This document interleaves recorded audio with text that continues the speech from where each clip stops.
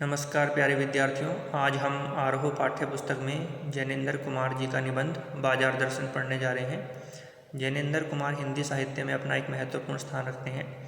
ये न केवल कहानीकार और उपन्यासकार हैं, बल्कि गहन विचारक और चिंतक के रूप में भी जाने जाते हैं। तो इसका साक्षात उदाहरण आप बाजार दर्शन पाठ में देखेंगे। इसमें इन्होंने बड़े ही दार्शनिक अंदाज में बाजार का वर्णन किया है और ये बताया है कि किस प्रकार से जो बाजार है वो हमें अपनी तरफ आकर्षित करता है, हमें अपना गुलाम बना लेता है। जैनेंद्र कुमार जी ने बताया है कि यदि हम अपनी आवश्यकताओं को समझकर बाजार का उपयोग करते हैं तो निश्चित रूप से हम उससे लाभ कमा सकते हैं, लेकिन यदि हम अपनी आवश्यकताओं को समझे बिना बाजार की चमक दमक में फंस जाते हैं तो हमें असंतोष, तृष्णा और ईर्ष्या के सिवाय कुछ भी प्राप्त नहीं होगा। और केवल अर्थशास्त्र का पोषण करने वाले बाजार को इन्होंने अनीति शास्त्र का नाम दिया है। तो आइए पाठ में क्या कुछ है आगे ये सब देखते हैं। तो शुरू करते हैं। बाजार दर्शन।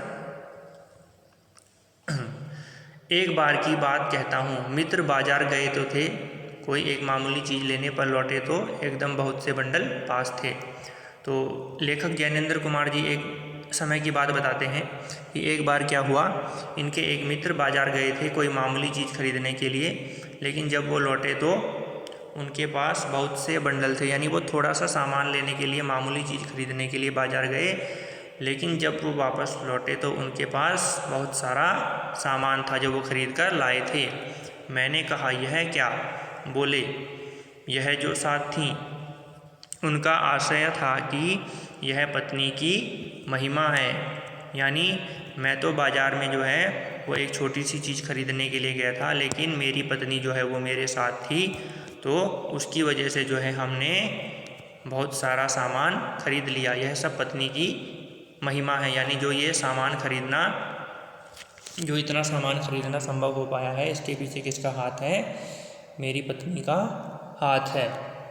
उस महिमा का मैं कायल हूँ और उस महिमा का मैं गुलाम हूँ। आदिकाल से इस विषय में पति से पत्नी की ही प्रमुखता प्रमाणित है। यानी खरीदारी के मामले में आदिकाल से ही, प्रारंभ से ही पति से पत्नी की प्रमुखता प्रमाणित है। और यह व्यक्तित्व का प्रश्न नहीं, स्त्रीत्व का प्रश्न है। स्त्री माया न जोड़े तो क्या मैं जोड़ूं? यानी स्त्री यदि माया मतलब जो भी संसाधन है उनका उपयोग न करे तो क्या मैं करूं? मैं जोड़ूं ये सब संसाधन? फिर भी सच सच है, और यह है कि इस बात में पत्नी की ओट ली जाती है। यानी वो खरीदारी के मामले में पत्नी की ओट ली जाती है, पत्नी को स्थान दिया जाता है, उनका पक्ष वो रखा जाता है। मूल में एक और तत्व की महिमा सविशेष है। वह तत्व है मनी बैग, अर्थात पैसे की गर्मी या एनर्जी। कहते हैं कि इस बात की यदि गहराई में जाया जाए तो इसमें एक और तत्व की महिमा सविशेष है। यहाँ पर बताया गया है कि एक और तत्व, एक तो तत्व हो गया जो उन महाशय ने बताया कि उनकी पत्नी उनके साथ थी, इसलिए वो इतनी खरीदारी कर पाए। कह रहे कि इसमें एक और कारण है कि इतनी खरीदारी हो पाई, उसके पीछे एक और कारण है। वह तत्व है मनी बैग, यानी जिसको क्या कहा जाता है? पैसे की गर्मी या एनर्जी। कहने का मतलब है धन भी इसके पीछे एक बहुत बड़ा कारण है कि इतनी खरीदारी हो जाती है। और धन यानी पैसा, रुपया, पैसा पावर है, पर उसके सबूत में आसपास माल टाल न जमा हो तो क्या वह खाक पावर है?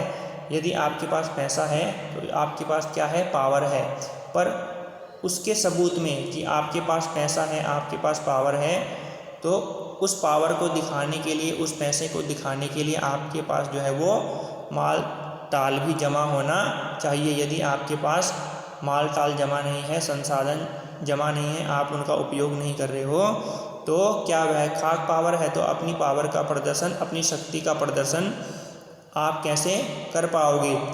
पैसे को देखने के लिए बैंक हिसाब देखिए। यदि किसी व्यक्ति के पास पैसा है तो उसके बैंक का हिसाब किताब दिखाया जा सकता है, पर माल असबाब, मकान कोठी तो अनदेखे भी दिखते हैं, लेकिन जो माल असबाब है, जो सामान है या घर है, बंगला है, कोठी है, वह तो अनदेखे भी दिख जाते हैं। भाई पैसे को देखने के लिए तो जो है वो बैंक का हिसाब किताब देखना पड़ेगा, लेकिन जो सामान है, जो अन्य संसाधन हैं, मकान है, कोठी है, बंगला है, कार है, ये सब तो अनदेखे भी दिख जाते हैं। यदि आप उनको जो है वो देखने का प्रयास नहीं भी करेंगे तब भी जो है वो अनचाहे में आपको दिख ही जाएंगे। पैसे की उस परचेजिंग पावर के प्रयोग में ही पावर का रस है। यानी पैसे की जो वो परचेजिंग पावर है, जो खरीदने की शक्ति है, उसके प्रयोग में ही पावर का रस है। यदि जो है आपने अपनी खरीदारी की जो शक्ति है उसका प्रयोग किया तो जो है आप जो है अपने जीवन को जो है वो क्या सफल महसूस करते हो। यानी पावर का रस है, जो खरीदारी की जो खुशी है उसको आप प्राप्त कर पाओगे जब आप जो है पैसे की उस परचेजिंग पावर यानी खरीदने की शक्ति का सही रूप से इस्तेमाल करोगे, तो आप जो है उसका आनंद भी प्राप्त करोगे। ऐसा जो है उन महाशय का मानना है। लेकिन नहीं, लोग संयमी भी होते हैं कि सभी लोग जो है वो इस प्रकार से खर्चा नहीं करते हैं। कुछ लोग अपने पर धैर्य भी रखते हैं, सब्र भी रखते हैं। वे फिजूल सामान को फिजूल समझते हैं कि जो फिजूल मतलब जो बेकार है, व्यर्थ का सामान है, उसको वो फिजूल ही समझते हैं। यदि वो ख़रीदारी करते हैं तो जो उनकी काम की चीज़ होती है, ज़रूरत की चीज़ होती है, उसी को वो खरीदते हैं, और जो अनावश्यक, जो बेकार है, जिसका काम नहीं है, उसको वो नहीं खरीदते हैं। वे पैसा बहाते नहीं हैं और बुद्धिमान होते हैं। वो पैसे को ऐसे ही बर्बाद नहीं कर देते हैं। बुद्धि और संयम पूर्वक वह पैसे को जोड़ते जाते हैं।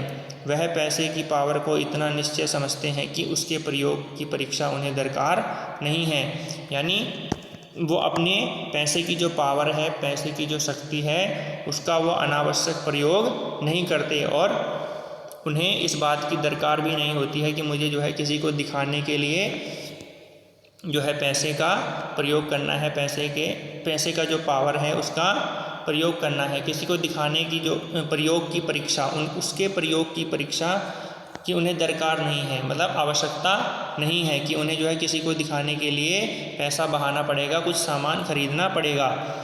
बस खुद पैसे के जुड़ा होने पर उनका मन गर्व से भरा फूला रहता है कि जो है उन्होंने जो है अपने पैसे को संरक्षित करके रखा हुआ है, सुरक्षित करके रखा हुआ है। इसी से जो है उनका जो मन है वो गर्व से फूला रहता है।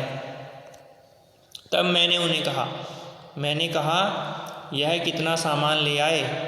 मित्र ने सामने मनी बैग फैला दिया। कहा यह देखिए सब उड़ गया, जो अब रेल टिकट के लिए भी बचा हो। मैंने तब तय माना कि और पैसा होता और सामान आ जाता। अब वो महाशय कह रहे हैं कि मैं जब बाज़ार गया तब ये बिल्कुल निश्चय हो गया, ये बात एकदम से निश्चित हो गई कि यदि जो है जो जितना पैसा मेरे पास था वो तो सब खर्च ही हो गया। यदि मैं तो एक बात और स्वीकार करता हूँ, यदि जो है और पैसा होता तो उससे जो है और भी सामान खरीदा जाता। वह सामान ज़रूरत की तरफ देखकर नहीं, अपनी परचेजिंग पावर के अनुपात में आया है। यानी जो सामान खरीदा गया है मेरे द्वारा, पत्नी के द्वारा, वह ज़रूरत के हिसाब से नहीं आया है, बल्कि परचेजिंग पावर के अनुपात में आया है कि मैं कितना बाज़ार से खरीद सकता हूँ। परचेजिंग पावर यानी खरीदने की शक्ति। तो बाज़ार में जो है इसी चीज़ का मुख्य रूप से प्रदर्शन होता है कि आपकी जो खरीदने की शक्ति वो कितनी है, आप जो है बाज़ार से कितना खरीद सकते हो, बाज़ार का कितना उपयोग आप कर सकते हो। लेकिन ठहरिए, इस सिलसिले में एक और भी महत्व का तत्व है जिसे नहीं भूलना चाहिए। उसका भी इस कर्तव्य में बहुत बड़ा हाथ है। वह महत्व है बाजार। मैंने कहा इतना कुछ नाहक ले आए। नाहक शब्द का अर्थ होता है बेकार में, व्यर्थ में, जिसकी ज़रूरत नहीं थी। तो जो लेखक हैं वो एक बात और बता देना चाहते हैं कि इस सिलसिले में एक और भी महत्व का तत्व है जिसे भूलना नहीं चाहिए। उसका भी इस कर्तव्य में, यानी जो ये बाज़ार से जो सामान जो खरीदा जाता है, जो परचेजिंग पावर है, और जो आवश्यक सामान के साथ साथ जो अनावश्यक सामान भी खरीद लिया जाता है, उसके लिए जिम्मेदार कौन है? उसमें एक चीज़ का महत्व है और वह महत्व की चीज़ का है बाजार, यानी जो इस पाठ का मूल तत्व है बाजार। बाजार ही वह कारण है जो हमें किसी वस्तु को खरीदने के लिए मजबूर करता है, वह हमें आकर्षित करता है, अपनी तरफ खींचता है और हम ना चाहते हुए भी उसकी तरफ खींचे चले जाते हैं और वस्तु के लोभ में पड़ करके, संसाधनों के लोभ में पड़ करके उसको खरीदने के लिए मजबूर विवश हो जाते हैं। तो आज जो है यहीं तक पढ़ते हैं, कल हम पाठ को आगे बढ़ाएंगे। तब तक के लिए धन्यवाद। आप जो है आज जितना पढ़ाया है उसको पढ़िए, समझिए। कहीं पर कोई समस्या है तो मुझसे संपर्क कीजिए, आपकी समस्या का समाधान किया जाएगा। तब तक के लिए धन्यवाद।